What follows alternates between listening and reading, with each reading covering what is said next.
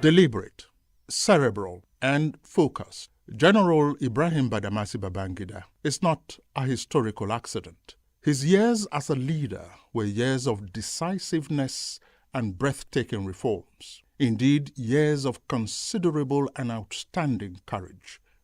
The Babangida years are captured in Nigeria's history as a time when one man courageously stepped forward in an honest attempt to change the status quo and challenge a tradition of timid leadership and inconsistent state policies. With a rare gift of foresight, statesmanship, and calmness, IBB's rare combination of boldness and compromise redefined and re-engineered governance in Nigeria. This documentary, entitled Ibrahim Babangida, A Life of Vision, Courage, and Reform, is a conscious attempt to document a critical phase in Nigeria's historical journey as a nation still in search of the soul of its nationhood.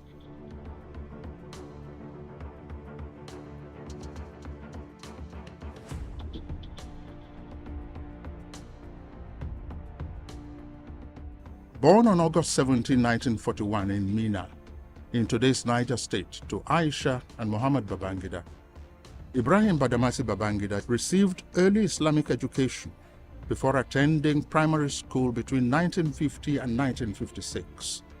He later enrolled at Government College Bida, Niger State, for his secondary education.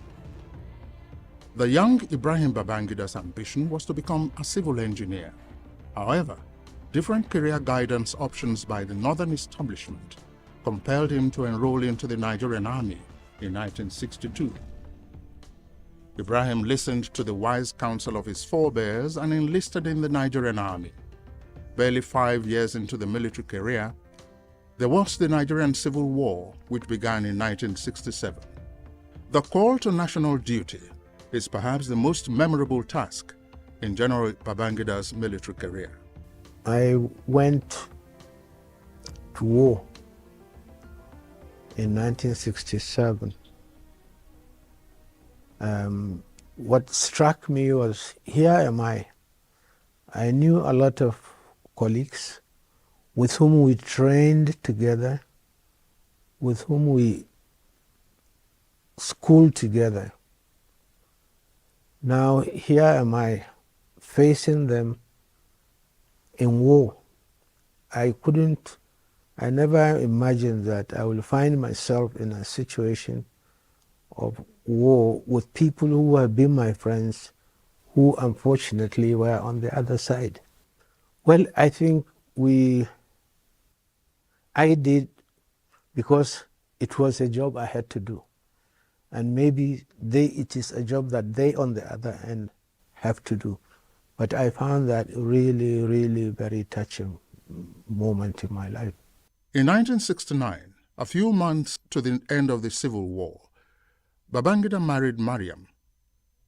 They remained married until her sudden painful passage in December of 2009. The marriage produced 4 children: Aisha, Muhammad, Aminu, and Halima. On record, General Murtala Muhammad, as head of state, was determined to leave a legacy in Nigeria and his constituency, the military. Murtala Muhammad embarked on a program of demobilizing the military barely 5 years after the Civil War. He found no better candidate for the assignment than the gap-toothed young officer. Babangida was appointed head of the Demobilization Committee by the then Chief of Army Staff, General Theophilus Danjuma. That appointment marked another major professional assignment for Ibrahim Babangida. Unfortunately, just at the nick of submitting the demobilization report, another rumpus occurred. Lieutenant Colonel Dimka was on national radio to announce the overthrow of the young administration of General Murtala Muhammad. That was on February 13, 1976. The dangerous task to flush out the military adventurers fell on Ibrahim Babangida's shoulders. So when I got into the army headquarters, I went up and people were saying, "Where have you been? We are looking for you." I didn't know, quite frankly, what was happening at that time. So I looked at my watch and I said, no, but I wasn't late. The conference was supposed to start at 9 o'clock. Then they said, somebody said, didn't you hear? And it was, so I went up to go to see the Chief of Army Staff, General T.Y. Danjuma. He said, Ibrahim, where have you been? We have been looking for you. I said, we are not late, sir. Bye. So he said, didn't you hear what happened? I said, no. He said, Dimka, there was a coup d'etat. I want you to go and flush him out. He decided to apply minimum force. He confronted Dimka unarmed. Typical of the charismatic IBB, he accomplished this task and earned an enduring accolade for his gallantry. At the time this happened, Babangida was in Lagos, and I was in Kaduna, 1 division Kaduna. The GOC at the time was General Alania Kenriade, and I was commanding 81, the battalion in Kaduna, in the infantry battalion in Kaduna. Babangida led the troops. So led the troops from, I think it was the Ikeja cantonment or to the radio station, and chased Dimka out of the place. The coup was foiled, even though it claimed the life of General Muritala Muhammad. I moved along to go to Ikeja. A lot of thoughts were coming into my head at that time about whether my troops were loyal or what am I going to find at that time, and so on and so forth. Fortunately, I had very good soldiers at that time, 4th Regiment. They were very loyal. They were very, very, very loyal indeed. So I went into the cantonment. I had no problem whatsoever getting into the cantonment to go and join the troops. The military secretary at the time, Colonel Muhammad Gadonasco, said of Colonel Babangida, "This officer, at the greatest risk to his personal safety and the nation, in particular, confronted the leader of the attempted coup." On December 31, 1983, the military struck again. This time, the democratically elected government of President Shehu Usman Aliyu Shagari was ousted from office. Major General Muhammadu Buhari became head of state, and Ibrahim Babangida assumed the office of Chief of Army Staff. He was a member of the Supreme Military Council, the highest decision organ of the military government. He was first Chief of Army Staff after that coup. And then he brought some changes to the army, reinforced the divisions, funded the divisions properly, and cared about the soldiers and the officers and their families. Barely 20 months into the government of General Buhari on August 27, 1985, Nigerians woke up once more to the familiar but eerie sound of martial music. This time, no one was particularly excited, especially after the trauma of the uninspiring presidency of Shehu Shagari and the authoritarian regime of Buhari and Idi Agbon. It was to a nation in despair that Brigadier General Sani Abacha announced a change in its leadership. Abacha's reasons did not differ fundamentally from what he had earlier broadcast in 1983, having heralded the December 1983 coup that brought Major General Muhammadu Buhari to power. Brigadier Joshua Dogonyaro would later come on air to explain the rationale for this sudden change in government. Major General Ibrahim Babangida was subsequently announced as the head of the new government. I will tell you a story. One of our seniors, Ibrahim Tayo, colonel who died during the same Dimka coup. One day we were traveling and he saw some junior officers reading a book, How to Stage a Coup. And Ibrahim Tayo was a very brilliant person and he's well read.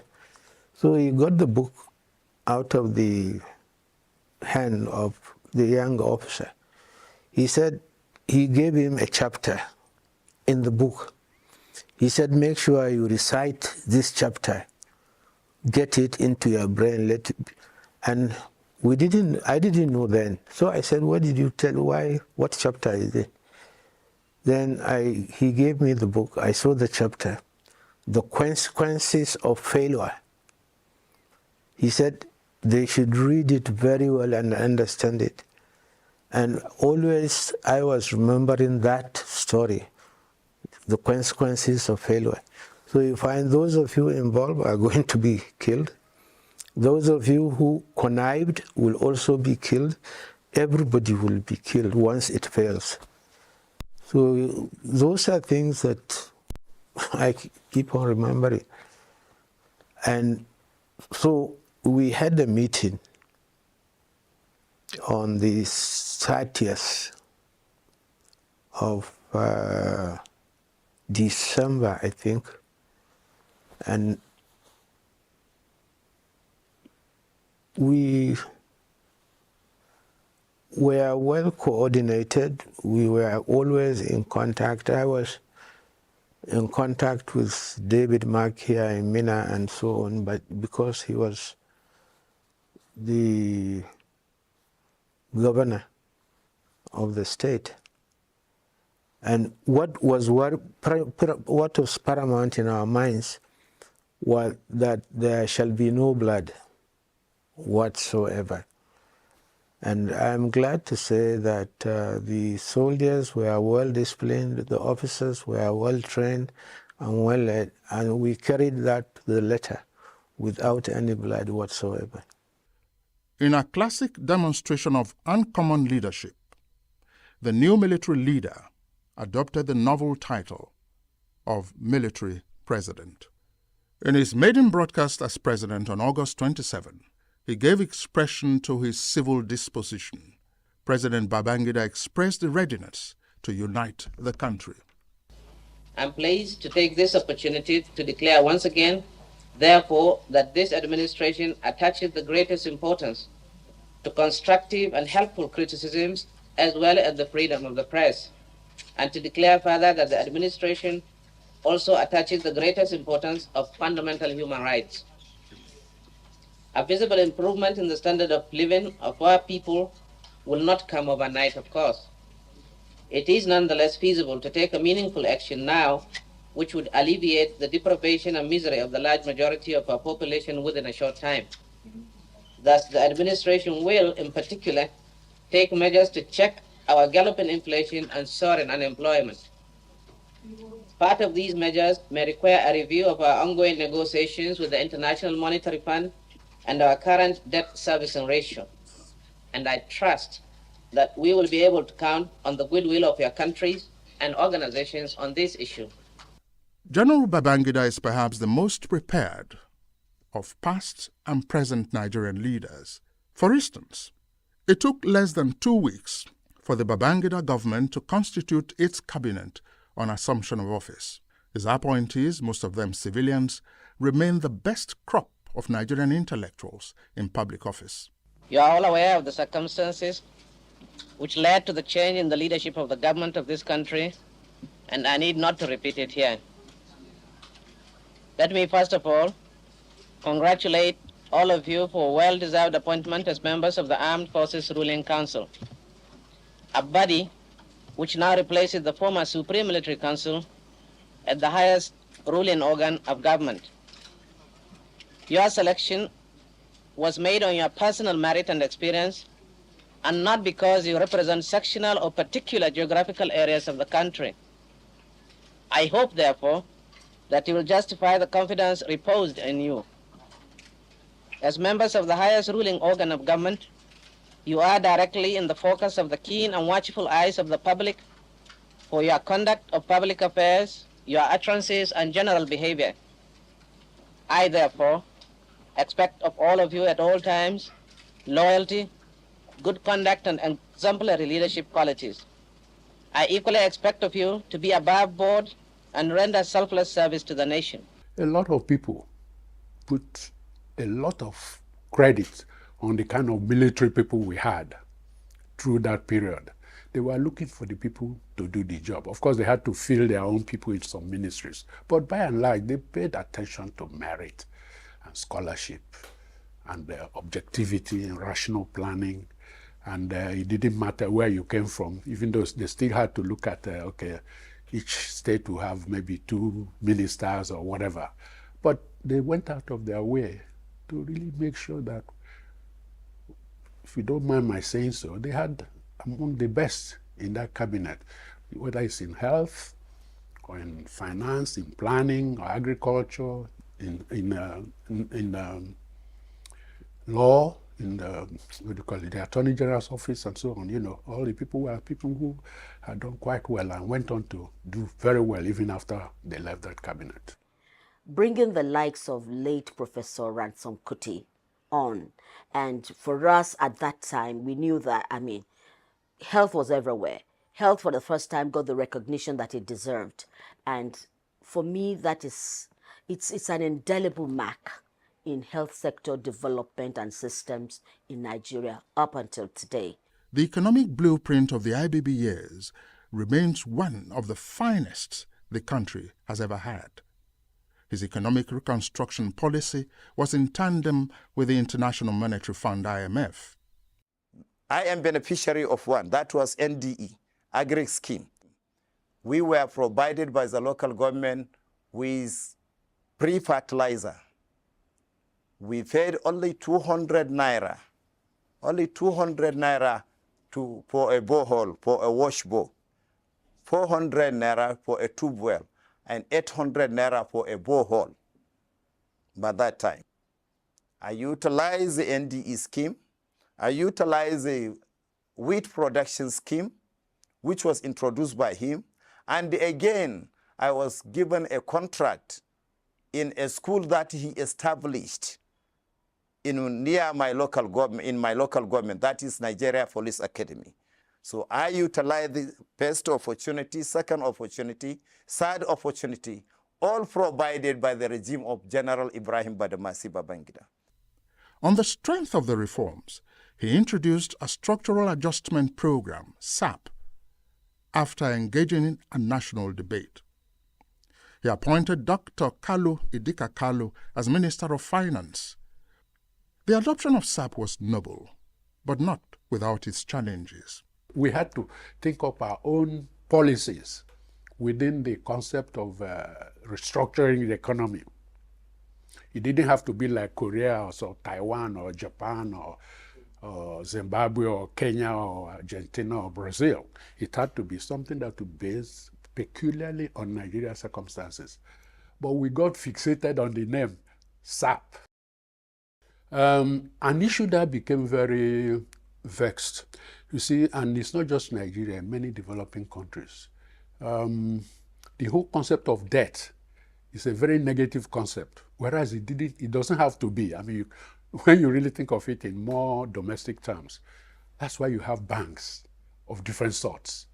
They are to encourage people who have discovered projects that make sense, which they can say, if they got the money to implement, of course they'll be able to pay back from the project stream. So it doesn't have to be a negative thing, but it was a negative thing. They say we borrowed $1 billion. For Nigeria's economy, that was nothing. As a union leader then, he set up this IMF debating committee, whether or not to take the IMF loan. And I think it kept Nigerians busy. But the point you can make, the general is a very, very intelligent and sound human being. He may not have, quote, take the IMF loan, but he adopted the policies. And our fear was not the fact of the loan. It's for the conditionalities that we were objecting to, which included devaluation and liberalizing trade, allowing imports, removing restrictions. We told the country that this program is not going to be an easy program. It is going to be tough, But we appreciated the resilience of the Nigerian people. And we counsel that if they work hard, the program will be very, very beneficial to each and everybody in the country. But if we decide to break down or to succumb to the pressures of the reform, then we are not going anywhere. I was honest enough to say it because I realized that it is not going to be easy. And I'm glad that people realize it later after going through some of this.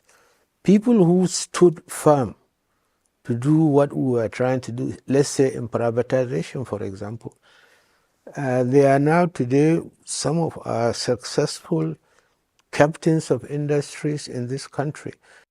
His economic liberalization policy set the tone for the process of divesting government's interests in business, enterprises, and corporations. The policy led to the privatization of state-owned enterprises in line with global trends. Babangida's administration brought about the deregulation of broadcasting in Nigeria in 1992. After about 50 years of radio and television broadcasting in Nigeria, and where it was only government monopoly, he decided in his wisdom to allow private ownership. And that is where people like me also had an opportunity again to show interest and invested in the first private radio, invested in the first satellite television broadcasting in Nigeria, and distributed the signals across the whole continent of Africa and globally. He established the Federal Road Safety Commission to reduce carnage on our roads and solicited the support of Professor Wole Soyinka to drive the process as pioneer chairman. In infrastructure, the IBB years birthed some of the country's most ambitious and life-transforming projects. The Ajaokuta steel complex, which was abruptly truncated when there was a change of government in 1983. When President Babangida came back in 1985, 2 years had lapsed. It was with a little bit of struggle and with a lot of damage already done by that truncation over a period of over 2 years to resuscitate the Ajaokuta steel rolling mill, and went ahead to try to complete, as at the time he was leaving office, Ajaokuta was already over 95% completed.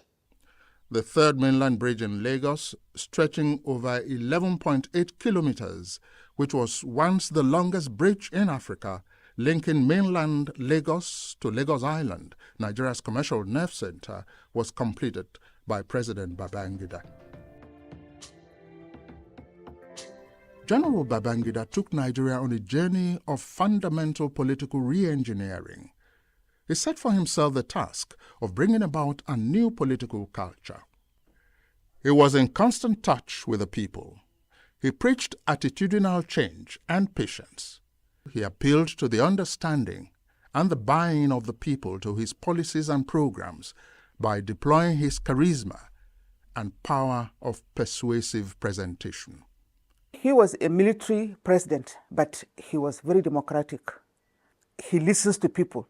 Even if they take decisions that is not people-oriented, he reverses it to ensure that he carries everybody along. And that makes him a very democratic leader.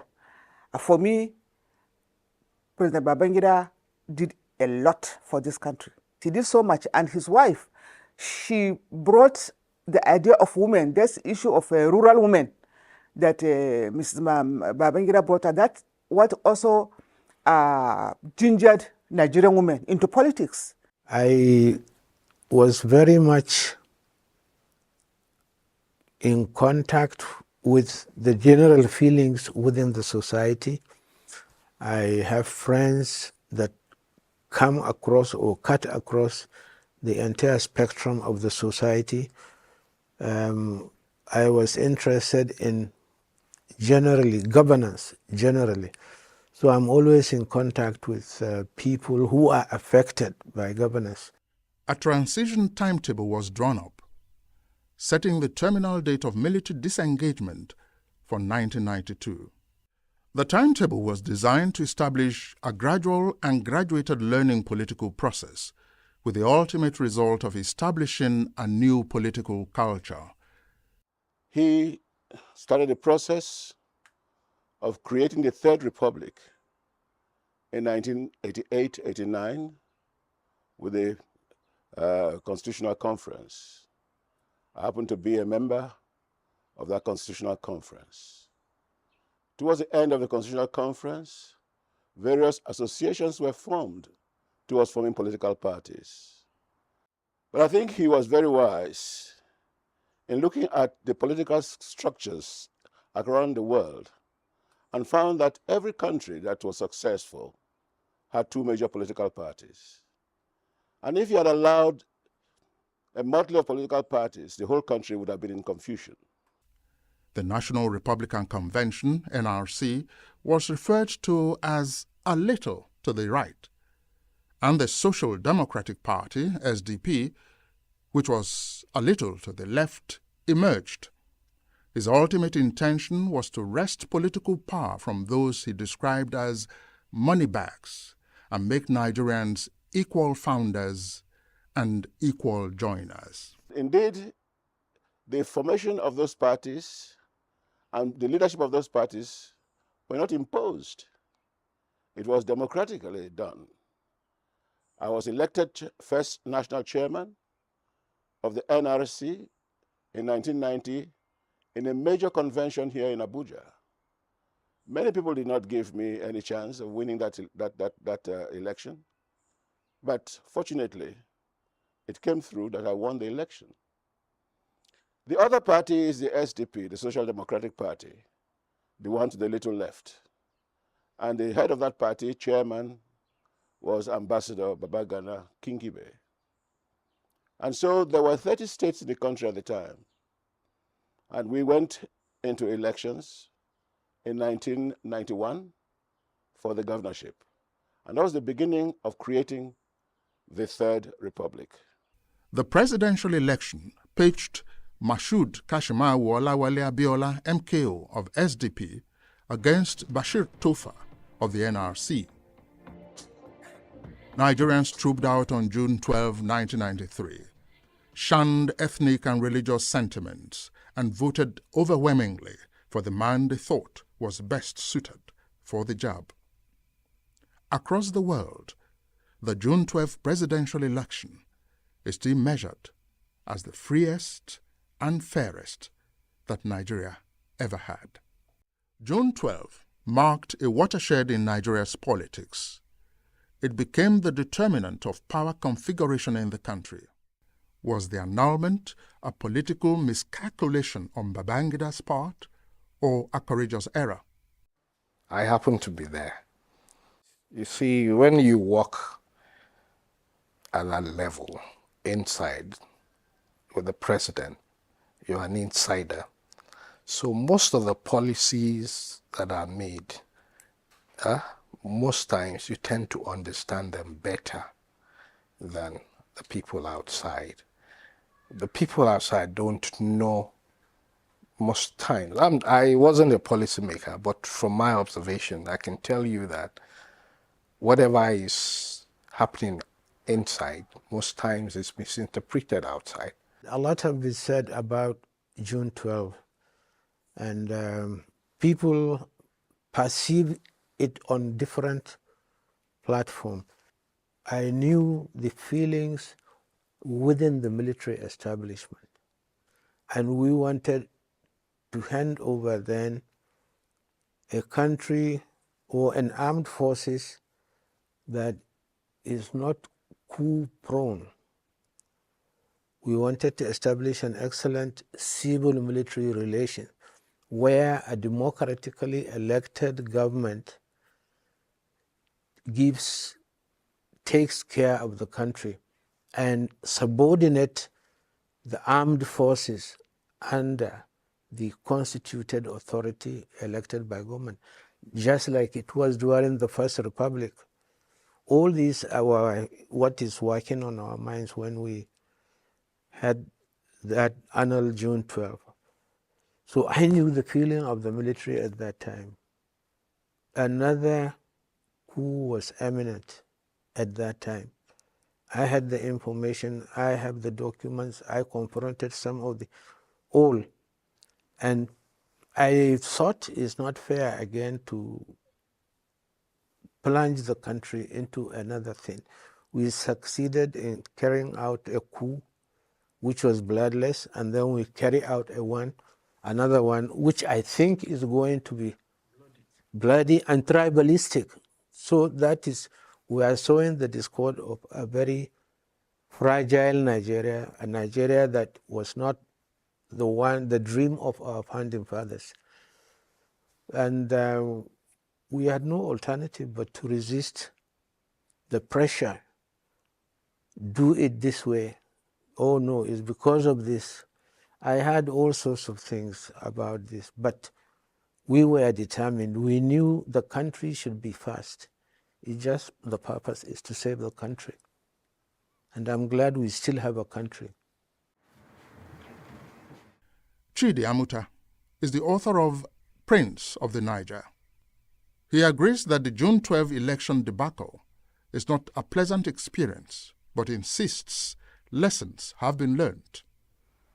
Babangida was fully in support of his friend Abiola in terms of go for the presidency. And one of his happiest experiences was the fact that Abiola was going to defeat Tofak. But in terms of the drama of the high moment, it seems to me that his acknowledged political savvy is, deserted him at a critical moment. As an observer from very close quarters, the only thing I would like to say to Nigerians is that at a critical moment, there were so many forces at play, so many contradictory forces were at play. There were factions within the military that did not wish the June 12 election well. There were factions within that same military who did not wish Babangida's political transition well. There were also factions that did not wish Abiola well. So the challenge of managing these factions to ensure that we continue to have peace and not a bloodbath was perhaps overwhelming.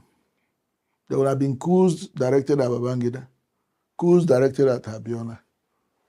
All kinds of coups were in the making. So those who just, come with blank condemnations are not aware of the intricacies of what could have been. People should also try and find time to reflect. What if Babangida was assassinated? What if Abiola was assassinated prior to swearing in? What if?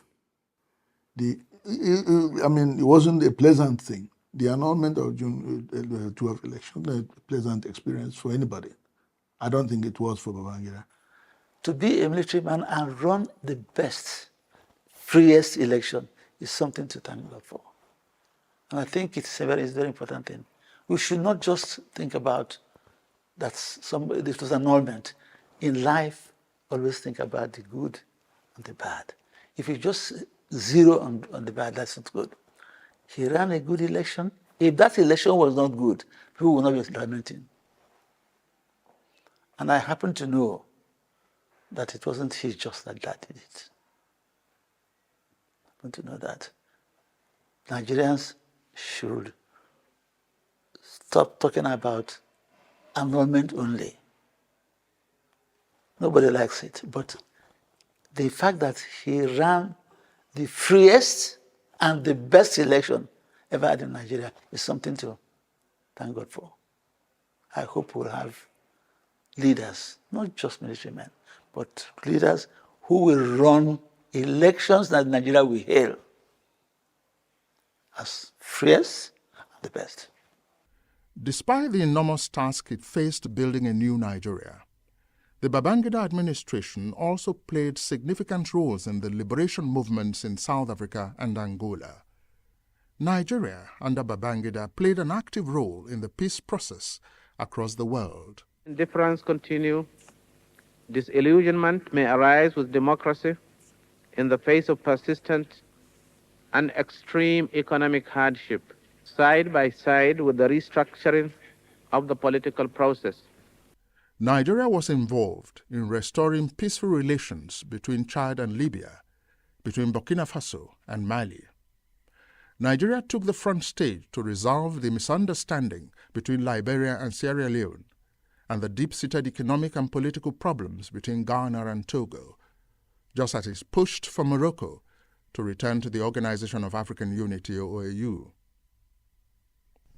His vision for Nigeria was more cohesiveness and accelerated national integration, a self-reliant and rapidly developing economy that can hold its own and contribute to the scientific and technological progress of mankind, the emergence of a stable political order, Nigeria's emergence as a leading member of an increasingly integrated West African sub-region, and a respected member of the world community.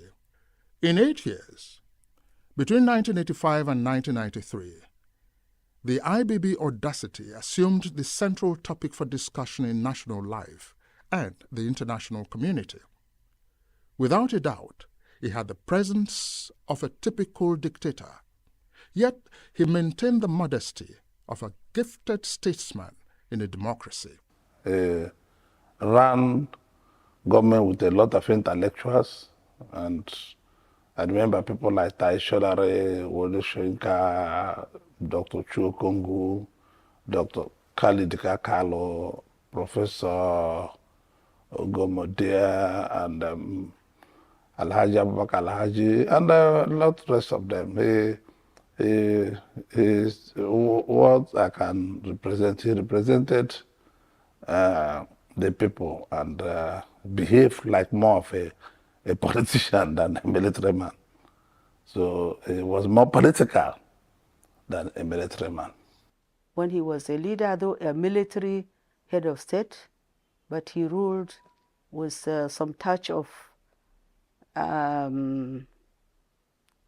democratic tendencies by way of consultation and also listening to the people's advice and cry. And anyhow, in order to touch people's life, since he was there for the people, he will back down when it comes to the policy where he is bringing, the people are not happy with it. In terms of thinking through new policy choices, you cannot, IBB has a lot of law because he has this collection of brains from across the country. And that was working for him. Wherever he found the brain, regardless of where the guy come from, he will bring you in. He even brought in one of the radical guy, Uzemiro, Professor Uzemiro from University of Calabar. This was actually not just a socialist, a communist.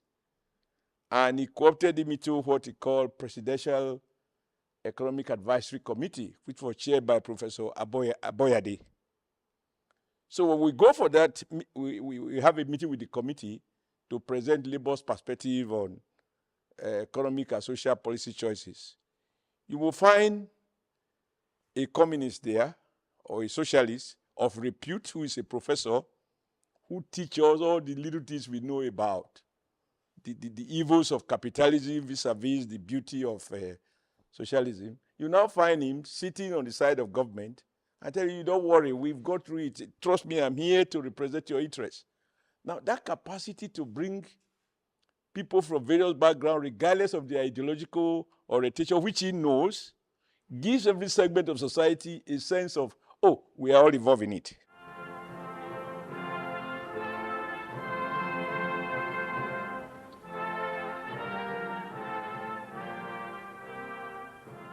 The Babangida era was a long period of travails for himself and the Nigeria he sought to build. This was so because he chose to confront Nigerians with complex realities rather than easy options. IBB cannot play the role of God that every other person loves. You either love him passionately or you hate him intensely. It's not the road of the middleman. No. There are those who love IBB love him passionately. And those who hate him, they hate him intensely. It's understandable because he's human. You can't say he's Mr. Perfect. No. And that was exactly what reflected during his intervention in Nigerian politics. Typically, most Nigerians choose to remember the travails of the period that when Nigeria stood out among the Committee of Nations in the life of the IBB administration. Some Nigerians have forgotten how the country's unique relationship with the outside world blossomed. He brought to an end the indiscriminate detention of journalists and citizens by abrogating Decree 2 and 4 of his predecessor. He brought to an abrupt end the endless jail terms imposed on politicians of the Second Republic. With the benefit of hindsight, perhaps the most glorious moments of the Babangida era were the first few months into his administration. IBB brought a refreshing alternative to the draconian style of his immediate predecessors. In the same vein, political prisoners and other persons held in different detention camps were released.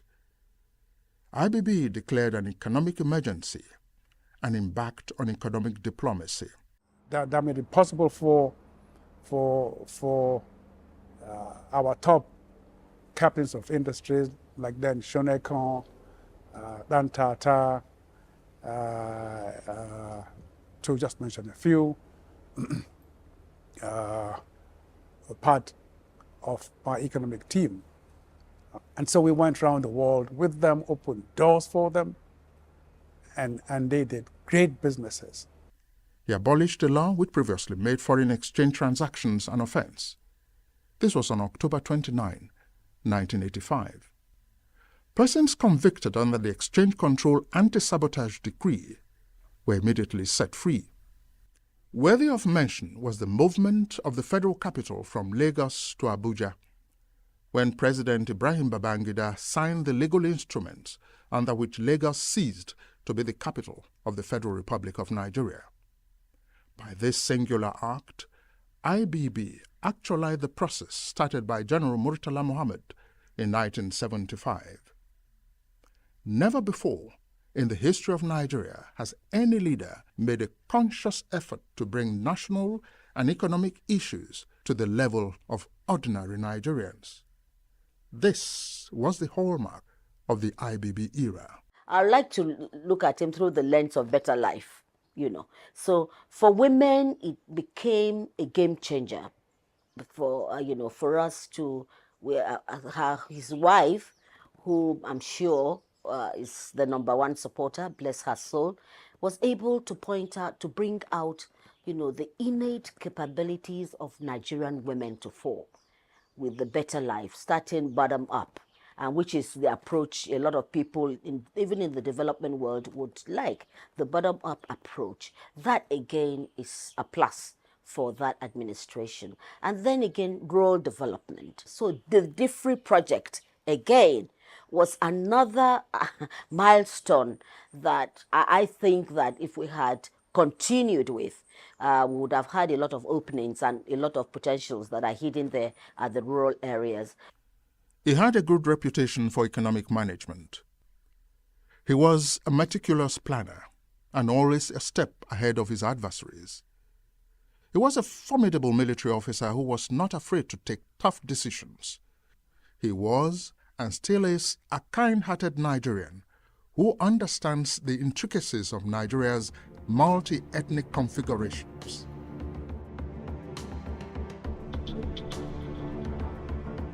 When General Chukwuemeka Odumegwu came back from exile, part of the understanding with him was that they will release his father's properties, the properties belonging to Ojukwu Transport Limited. Now, there were 19 properties, 19. 14 of them were in Ikoyi, 4 were in GRA Apapa, and 1 was in Yaba. So I went to General Guzo, who was the NSA, and I said, General, I don't think this country has been fair to the Ojukwu family. He says, why? I said, this man came back. They promised him to return the father's properties to him. They didn't. If it's punishing Emeka Ojukwu that the country wants to do, the property does not belong to Emeka Ojukwu. The property belongs to his father, who actually even helped this country at a point in time when they were in need. This was November 1992. We came to Abuja, and the general took me to President Babangida, and he says, we will release the properties. Now, between November 1992 and August 20th, 1993, the properties were gazetted, and he signed them on the 24th of August, 1993. So from November to August, it was a question of about 9 months. All the properties belonging to Ojukwu Transport Limited was released. So you can see the kind of person that President Babangida is. He remained a lovely husband to his adorable wife until death separated them. He remains a dependable ally and confidant to his children. He loves to hear what is going on, you know, even things that I tease him about, you know. I mean, there's a private joke that we have that I've driven all his girlfriends away because I look after him so well. And then I tell him that if they're so serious, they won't run away, you know. So he has the biggest sense of humor can ever imagine. But you have to be very careful because it's a smart sense of humor because you could be taken off guard with what you say. Whenever I talk to him or talk about him, I have a smile on my face because he has really helped mold who I am today. He has taught me so many things and values instilled in me. But above everything, he has taught me to be extremely patient and extremely tolerant. And it is helping me today. General Ibrahim Babangida may be a victim of the unintended consequences of the annulment of the June 12, 1993 presidential election. Still, his achievements stand him out as a visionary leader who made a remarkable and an enduring impact on the evolution of a modern Nigeria. For instance, Professor Wole Soyinka was bitterly complaining about road accidents. He initiated and established Road Safety Commission and invited Professor Wole Soyinka to come and look after it. I could remember Tai Solarin was so much complaining about poverty in the country. He established People's Bank, Community Bank, and invited Tai Solarin to look after People's Bank, to give people loans, soft loans, in order to establish, to raise capital for small enterprises and small businesses. Again, Professor Jerry Gana, he was complaining in the university that people are not aware of what is government. He established MAMSA and invited Professor Jerry Gana to be in charge. So this is a listening ear. This is what people are expecting now. For somebody to say no, he has not done, I think it's bias. The NCC for communication started under him. The mobile telephony 090 was introduced by him. National Broadcasting Commission was established by him. He liberalized banking. People, the younger generation don't know that there used to be just 5 or 6 banks in Nigeria. It was Babangida who started what you call SSS, the Defense Intelligence Agency, National Intelligence Agency, as different from the police and the military intelligence. The final push that brought Mandela out, restoration of ties with Israel, restoration of ties with South Africa, support for Palestinian Liberation Organization, and all the other liberation movements. So you are dealing with somebody who, within a period of 8 years, was able to literally take apart the architecture of state and reorganized it to something he thought would be workable. Excellent. How are you? Good. Thank you. Even now, the Babangida phenomenon has become a benchmark for assessing leaders before and after him. He is acknowledged as a vital force in Nigeria's history. I remember that for him to have achieved what he achieved and the way he's regarded in society, it reminds me that now I have to compose myself. It reminds me that I have to imbibe empathy in me as well. He's a man of a heart. He has a huge heart, and he's forever loyal to his friends. The man, I worked with him from 1987 till 1993, when he stepped aside. And I actually had to stay behind till 1994 to complete some projects I was doing then. But having said that, it was one of the highlights of my career. When you work for somebody that actually recognize what you do and appreciate what you do, it brings the best out of you.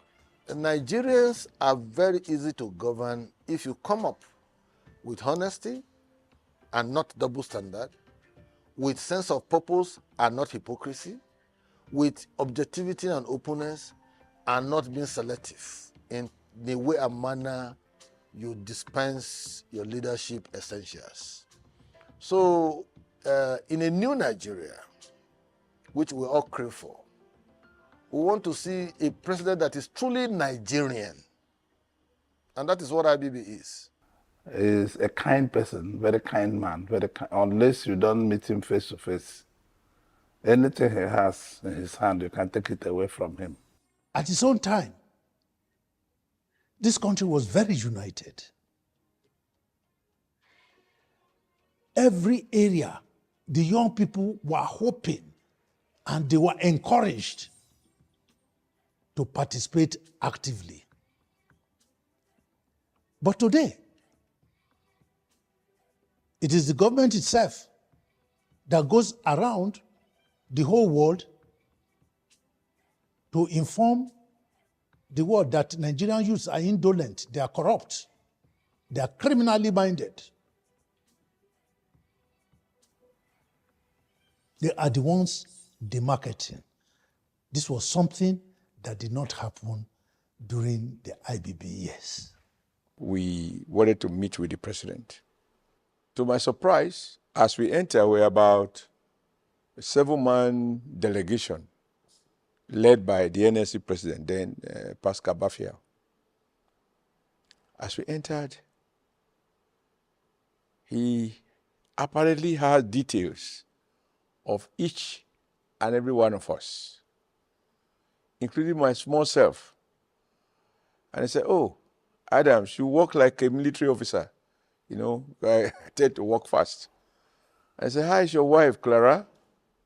That's the wife of the name of my late wife. So I'm like, how does this man know my wife's name? And how are the children? One is this. He got it in a brief on each and every one of us. So he called each of the 7-man delegation. And that already kind of disarm us because we came there angry. The Babangida era remains a crucial and essential part of the narrative of the Nigerian nation-state and space. There was a military officer called Ibrahim Babangida who grew up and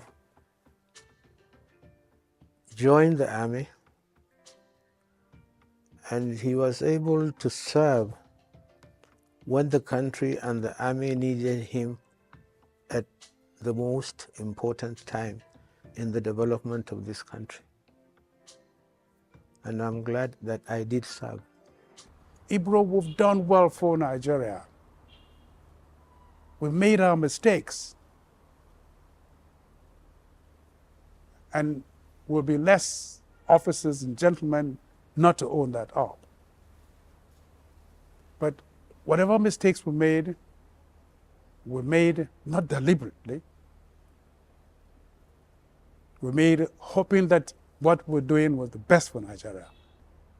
It is now left for the generation behind us to correct those mistakes and take our country higher. So you must not have any regret whatsoever. No regret whatsoever. We want a country like under you, united, where tribe, ethnicity, religion, color of skin, whatever diverse differences we have, didn't matter. What mattered was, who are you? Your character. What can you offer to build a good country?